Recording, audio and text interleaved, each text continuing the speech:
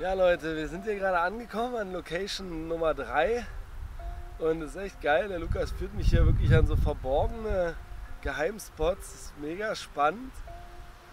Es ist einfach schon wieder arschwarm. Mir wurde versprochen, hier kann man auch schön baden gehen. Das ist auch wieder ein Gewässer, was 20 Jahre anscheinend keiner beangelt hat. Und vielleicht werden wir sogar die eine oder zwei Routen raus tauchen, beziehungsweise mit Maske wirklich Stellen suchen. Wir fahren jetzt mal hier rein. Ich bin gespannt, was mich jetzt erwartet. Und jo, weiter geht's.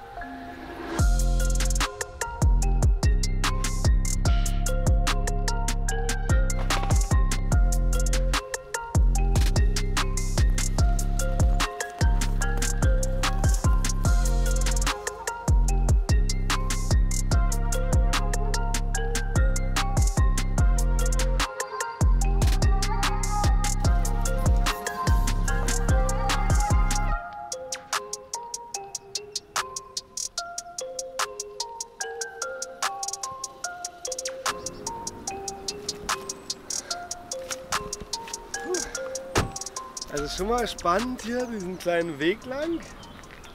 Da geht der nächste kleine Weg weiter. Ich bin echt gespannt, was mich gleich erwartet. Aber jetzt zu Fuß ins Karpfenparadies. Na dann los, oder?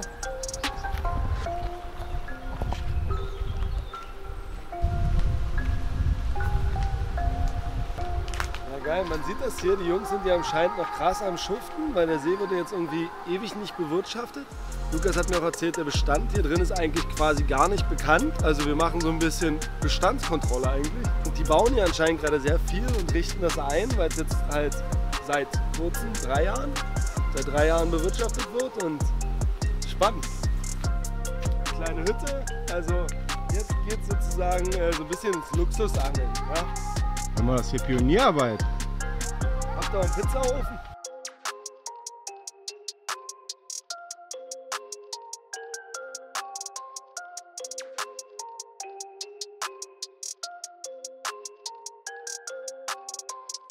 So, ja, wir haben uns jetzt hier mal 20 Minuten hingesetzt. Lukas hat mir ein bisschen erzählt, was uns hier so erwartet und wir haben uns das auch mal ein bisschen angeguckt und es ist tatsächlich ziemlich spannend. Die ganzen Ufer sind voll mit überhängenden Büschen, super viel Holz, Wurzeln unter Wasser und wir haben ein kleines Boot zur Verfügung. Und ich habe gerade so ein bisschen das Gefühl, dass wir hier so ein bisschen mehr in meiner Comfortzone sind und ich vielleicht jetzt in der allerletzten Nacht dieser Tour noch mal ein bisschen so meine Skills rausbringen kann, weil eben genau dieses, anscheinend ist das so 3-4 Meter tief an den meisten Stellen und da habe ich auch ein paar Techniken, um eben die Spots anzugucken, holzfreie Stellen zu finden und so weiter. Ja, ich bin super gespannt, ob ich jetzt noch mal hier ein bisschen was abliefern kann. Und es ist halt krass, also es war einfach eine krasse Tour. Drittes Gewässer in 5 Tagen. Wir werden euch nachher noch ein bisschen was erzählen, wie das jetzt an dem kleinen Kanal lief. Aber erstmal kümmern wir uns darum, dass die Routen reinkommen. Wir haben noch eine Nacht und hier muss noch was auf die Matte. So, wir haben jetzt noch mal eine halbe Stunde hier so Detailberatung gemacht und uns überlegt, wie wir jetzt in einer Nacht an diesem Gewässer am besten an die ganzen Fische rankommen. Wir haben natürlich Bock, jetzt noch einen bombigen Abschluss hier hinzulegen. Wie gesagt, auch sehr spannend. Die Fische kennen hier nichts. Auch müssen wir auch wieder gucken. Die kennen auch keine Boilies. Da muss ich wahrscheinlich mich wieder nachjustieren. Ich werde auch wahrscheinlich mit einer Route jetzt auf wirklich Partikel wieder füttern und angeln.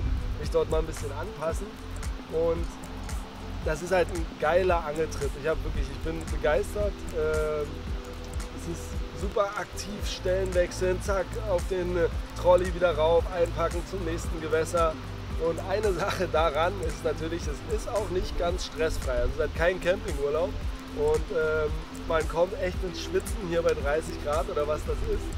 Und deswegen ist es natürlich jetzt eine mega geile Geschichte. Wir werden jetzt dieses fantastische Tool und Lukas hat auch noch eine normale Schnorchelausrüstung nutzen und wirklich mal rausschwimmen, schnorcheln, die Stellen angucken, uns dabei richtig frisch machen. Man sieht schon wieder, dass wir gut geschwitzt haben. Und ja, suchen jetzt mal 3 Spots mit dem Schnorcheln, wirklich unter Wasser, gucken uns die Stellen an. Beim 4. werden wir dann wirklich auch nochmal mit dem Lot und meine Stocherstangen und so ein bisschen die Art und Weise, wie ich das mache, uns das angucken. haben so ein paar Sachen am Holz, wo wir uns jetzt auch mal wirklich diese geilen, verborgenen Unterwasserlandschaften angucken mit dem Holz. Ich habe auch gerade mit Lukas gesprochen. Ich kenne eigentlich ja Unterwasserwelten komplett. Ich angel schon ewig. Und trotzdem ist es immer so ein leicht gruseliges Gefühl, wenn man da so an das Holz rantaucht und diese verborgenen Landschaften sich anguckt.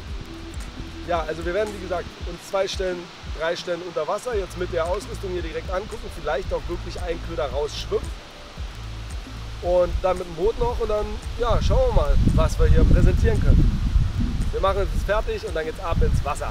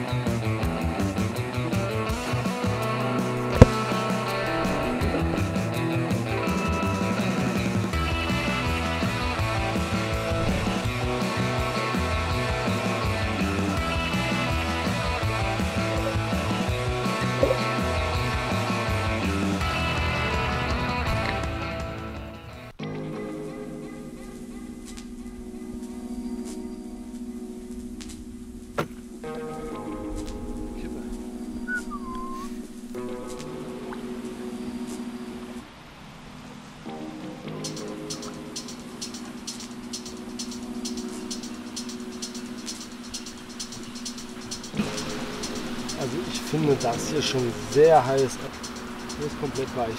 Krass. Also die Kante von hart zu weich ist innerhalb von 20 cm von fest zu komplett Schlamm.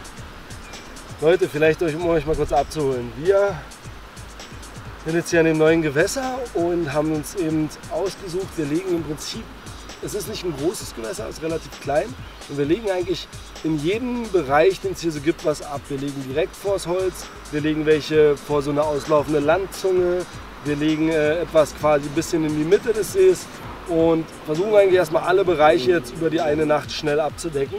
Und hier zum Beispiel, wie man hier drüben sieht, sind sehr krass überhängende Büsche. Also das ganze Ufer ist ein bisschen mangrovenartig und das ist natürlich ein Hotspot, wir ziehen 100 pro lang. Die Herausforderung hierbei ist es jetzt, die Route so zu positionieren, dass die Fische da nicht reinziehen, weil das ist oft halt, was ich auch oft höre, dass Leute direkt vor die Hindernisse legen, aber so ein 15 Kilo Fisch, wenn der Fahrt aufnimmt, den dreht man nicht einfach um oder stoppt den nicht einfach, deswegen ist jetzt so die Mischung aus Vernunft und Gefahr wahrscheinlich das Richtige. Und witzigerweise ist hier wirklich eine abfallende Kante, das ist komplett fest und innerhalb von 20 cm wächst jetzt zu 50 cm tiefen Schlamm. Das ist eigentlich eine geile Stelle. Wir gucken uns jetzt noch mal da so eine kleine Landzunge an, ob wir da mal eine drauf ablegen. Und hier würde ich jetzt zum Beispiel eine Falle stellen, weil ich denke, an diesen Bäumen lang ziehen die auf jeden Fall. Da habe ich einen kleinen Schneemann, den ich hier raufpacke und wirklich 3, 4 Boilies und eine ganz kleine Spur mit schon fast einzeln geworfenen Maiskörnern, nur um die optisch aufmerksam zu machen. Also an der Stelle quasi ganz wenig Futter und mal schauen. Wir haben wieder dieses super geile Tool dabei, mit dem man hier perfekt spürt. Fester Grund, wie gesagt, ich gehe jetzt hier, schiebe mich mit dem Teil ein Stückchen rum. Dann muss ich es immer kurz wieder ein Stück hochziehen, damit ich nicht das Boot gleich wieder zurückziehe. So ein bisschen fühle ich mich wie so ein venedischer Kanu-Starker. Ein ganz starker. Ja, und hier ist noch komplett fest. Und jetzt müssten wir im Prinzip den Bereich finden. Kann sich dann so ein bisschen abschieben. Jetzt habe ich mich 50 cm vorgeschoben. Bremse gleich wieder mit diesem Tool. Und hier ist 50 cm. Hier kann ich das Teil komplett reinstecken. Eigentlich eine mega spannende Stelle. Wir gucken uns jetzt noch einmal die Landzunge an und dann geht die Route hier direkt erstmal raus. Und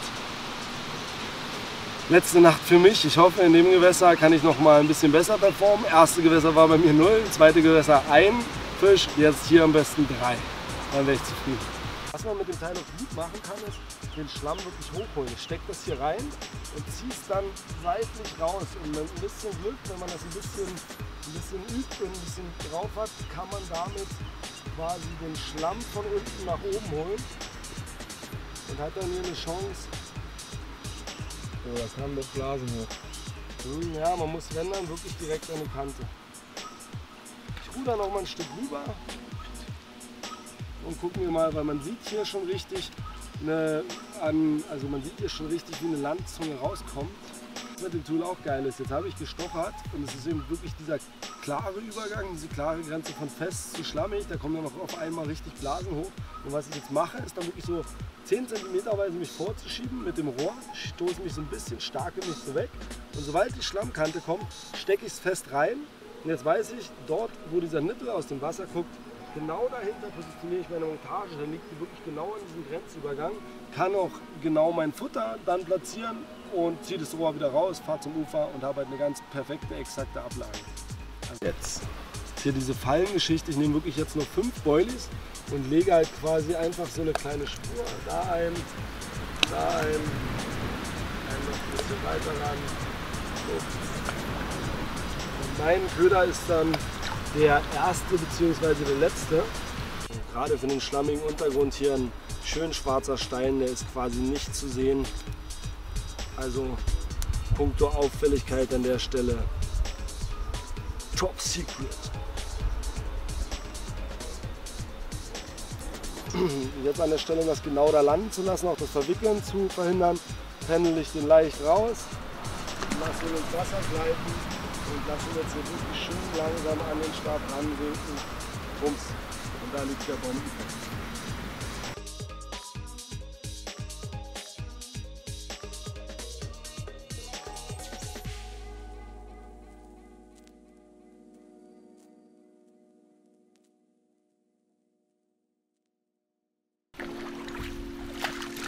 Leute, guckt euch mal an, wie unser Lukas hier eigentlich auf dem Boot sitzt. Es geht nicht anders. Ich hatte jetzt vor, diese Route hier mit Partikeln zu fischen. Noch ein bisschen Weizen dabei. Versuche es ja einfach mal mit Mais, die andere mache ich mit Boilie. Und hier drauf habe ich natürlich auch die Möglichkeit, einen Graskarpfen zu fangen. Und der macht vom Busch sowieso keine Probleme.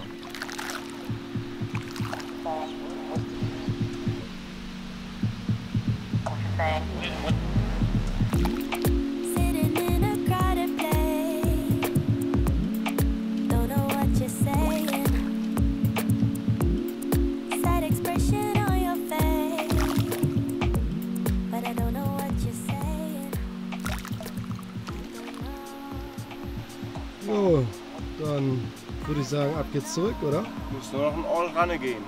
Genau, dann machen wir uns erstmal irgendwie einen Haps zu essen und warten auf den Pfeifton, den berüchtigten. Geil, bis dann.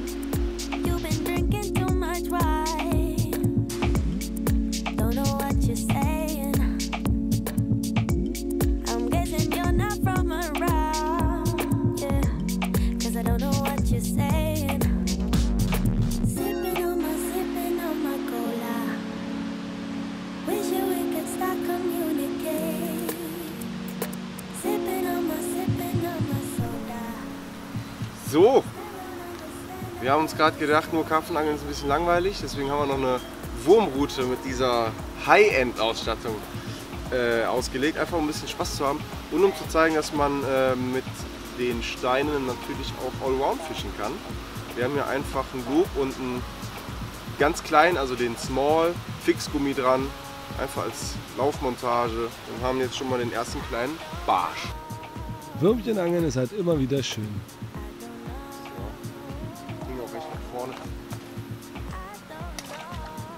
Schwupp. Ab geht's. Der Wurm noch gut, ne?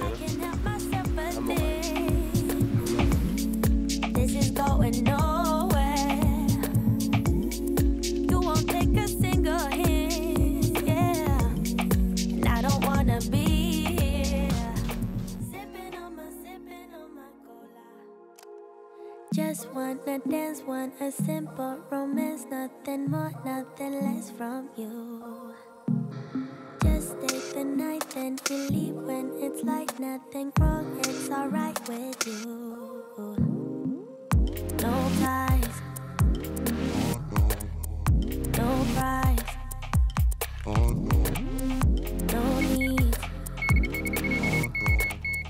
so free. Lukas, dieser Hund, ey, ist einfach wieder mal die Maschine und guckt die Route. Sieht hier ziemlich nice aus. Und ich weiß noch nicht so ganz, was es ist, aber ich spüre gar keine Kopfschläge. Das ist erstmal immer ein tolles Zeichen, Alter. Diggi, bist du aufgeregt? Oh, warte, es kann auch sein, dass er im Baum hängt und nicht gerade nur uns ranzieht. Das wäre ziemlich scheiße. Ja, wir kriegen alles. Ach so, jetzt höre ich irgendwo hin. Nee, aber ich hab die Nacht zuerst aus dem Hindernis rausbekommen.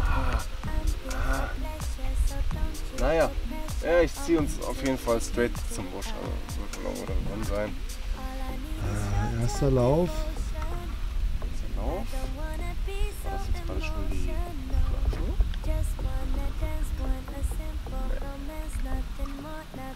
Doch, hier ist die Schlagschnur.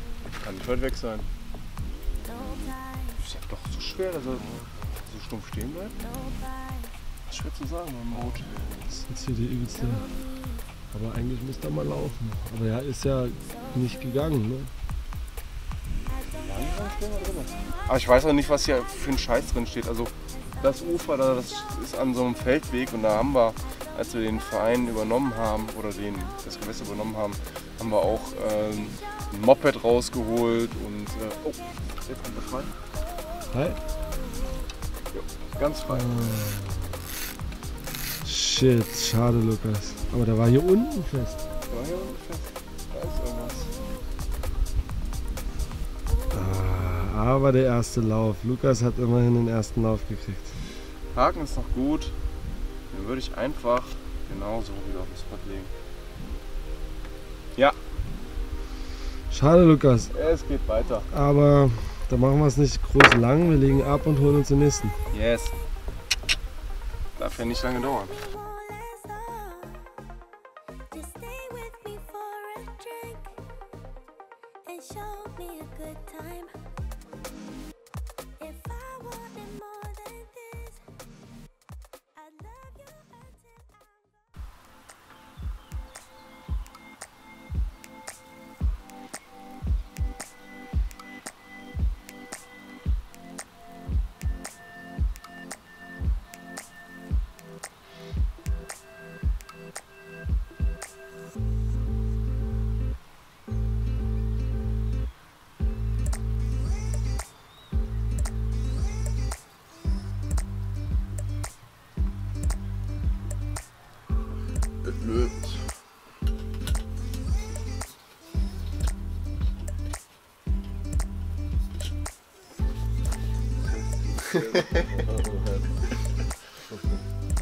Das ist nicht schlimm. Kurz gepfiffen, ich möchte jetzt hier so einen großen schwarzen Fleck im Nebel rausgehen.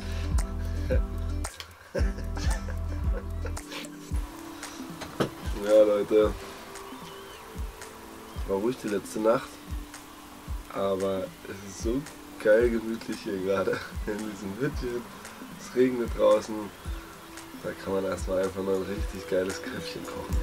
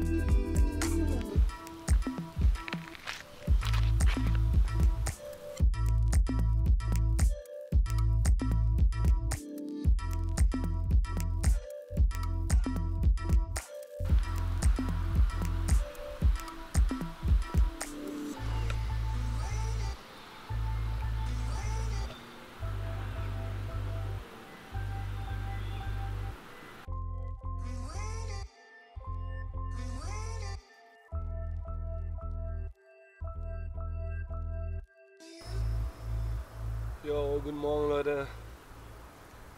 Ja, die Nacht war leider relativ ruhig. Jetzt nur der eine Biss von Lukas, den wir leider verloren haben.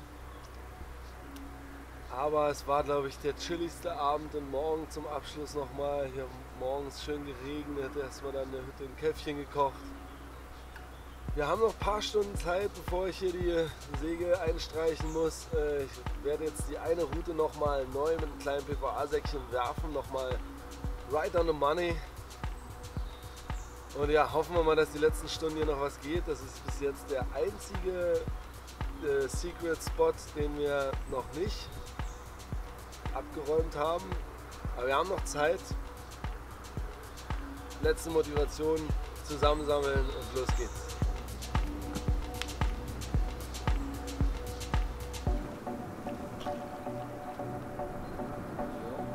Krass, wie warm der Stein ist. Das Wasser ist super warm.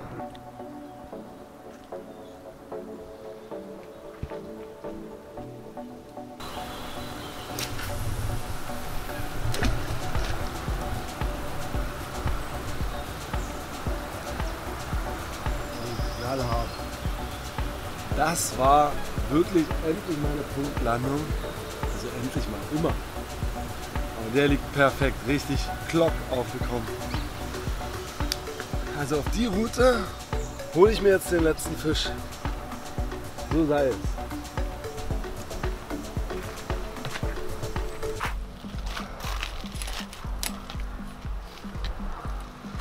Jo Leute, wie es immer so ist, haben auch alle schönen Sachen ein Ende. Und bei uns ist es jetzt soweit, die Routen werden reingeholt. Ich kann nur sagen, für mich war das genau das, was ich mir gewünscht habe. Es war echt perfekt. Ich hätte natürlich selbst gern mehr Fische gefangen, aber dieses, wie wir das zum Anfang des Videos gesagt haben, diese Angelwelten zu entdecken, das ist super gelaufen. Wir haben hier echt 3 total verschiedene Gewässer uns vorgenommen. Vielen Dank, Lukas, an dich. Super geil. Super viel Spaß gemacht. Ja, genau. Ich glaube, also gut funktioniert, super auch vorbereitet. Finde ich echt schön, da zu merken, so dieses Engagement. Und ich kann für mich auch sagen, auch wenn ich nicht so viel gefangen habe, ich habe so viel gelernt und so viele Eindrücke mitgenommen. Und wie wir das, glaube ich, vorher auch schon mal gesagt haben, ich behaupte von mir überhaupt nicht, der super gute Angler zu sein. Also es gibt viele Angler, die sicherlich viel besser sind. Aber das hier hat mir wieder mega viel gebracht und mega viel Erfahrung gebracht. Und von meiner Seite her 100%ig sehen wir uns wieder. Auf jeden Fall. Gerne im beschaulichen Brandenburg mal, dann werde ich da mal meine Version vorzeigen. Hast schon was geplant? Ja, da machen wir noch was, genau. Ja, warum hat es hier nicht geklappt? Letzte Ja, also ich glaube generell müssen wir das ein bisschen relativieren, dass der eine nichts gefangen hat und dafür der andere. Wir haben hier schon unsere Taktiken abgesprochen. Also wir haben schon überlegt, wo kann man die Routen hinsetzen und haben jetzt nicht füreinander geangelt, dass ich jetzt besser geangelt habe als du. Wir haben ja im Endeffekt unsere Platzwahl zusammen bestritten. Also es war wahrscheinlich auch das Quäntchen Glück. Hier hat es jetzt nicht geklappt. Wir haben einen Fisch nachts verloren. Wir haben nachts auch wieder einige Fische springen sehen, aber der See ist ja insgesamt relativ tief dafür, dass er so klein ist. Und ich glaube, dass wir einfach zu tief geangelt haben und dann an den flachstehenden Fischen vorbei geangelt haben. Ja, das könnte gut sein, weil der eine Biss, der kam, der lief auch. Das war die flachste Route, die wir liegen hatten. Die war so bei 1,70. Wir waren ja gestern ein bisschen schwimmen, so bei 2 Meter, 2,50 Meter. Da wurde es auch deutlich kühler.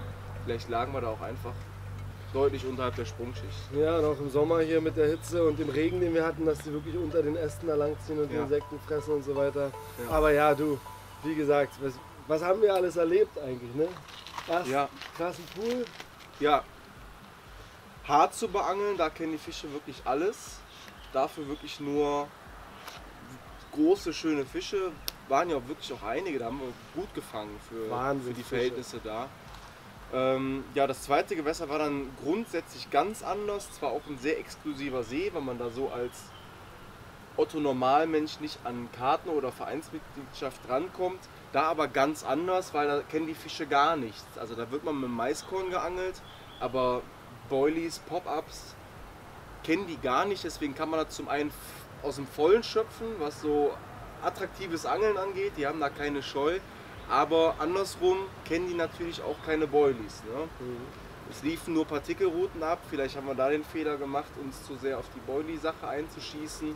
Auch genau, ja, das ist auch so eins der Learnings hier aus diesem Ganzen. So wirklich in meiner gewohnten Umgebung kann ich mir kaum Partikel an den Haken hängen, weil ich einfach die ganze Zeit Brassen und kleine Fische fange. Und da war ich vielleicht auch ein bisschen lange auf dieser Strategie. Vielleicht hätte ich früher da mal switchen müssen, weil als ich dann an dem kleinen Kanal oder Altarm dort auch Partikel rangemacht habe, habe ich den Graser dran gehabt. Ja.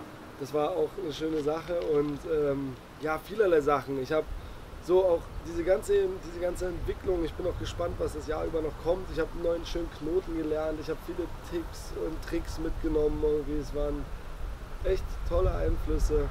Jetzt der letzte Tag ja eigentlich auch perfekt, nochmal Ja. die letzte Nacht hier mit schön entspannt nochmal Ja. so ein bisschen sitzen. Vom Ambiente auf jeden Fall der schönste Abend, den wir hatten. Einfach nochmal ausklingen lassen alles und ja, war ein Traum. Also Ja. es ist auch ganz wichtig, finde ich, im Leben immer Wertschätzung für Dinge zu haben. Ne? Ich könnte ja auch weggehen und sagen, ich habe nur einen Fisch gefangen und am letzten Tag ging nichts mehr. Aber die Wertschätzung ist eigentlich was perfekt. Hätte nicht besser sein können. Wir haben gut gefangen. Und halt Alles. eine Nacht mal nicht. Also Ja. wirklich noch nicht. Und es gibt so viele Details, die gut waren und Ja. dafür bin ich Ja. sehr dankbar. Ja. Hat mir sehr viel Spaß gemacht. Es war auch nochmal schön zu zeigen, dass in jedem unterschiedlichen Gewässer hier, ob man jetzt mit dem Boot ablegt, ob man nur rauspendeln muss im schlammigen Grund oder in einem stark beangelten See, wo Fische alles kennen, in jeder Begebenheit konnten wir 100% bleifrei angeln, also nur mit Steinen. Größere Steine, kleinere Steine, unterschiedliche Systeme, klar.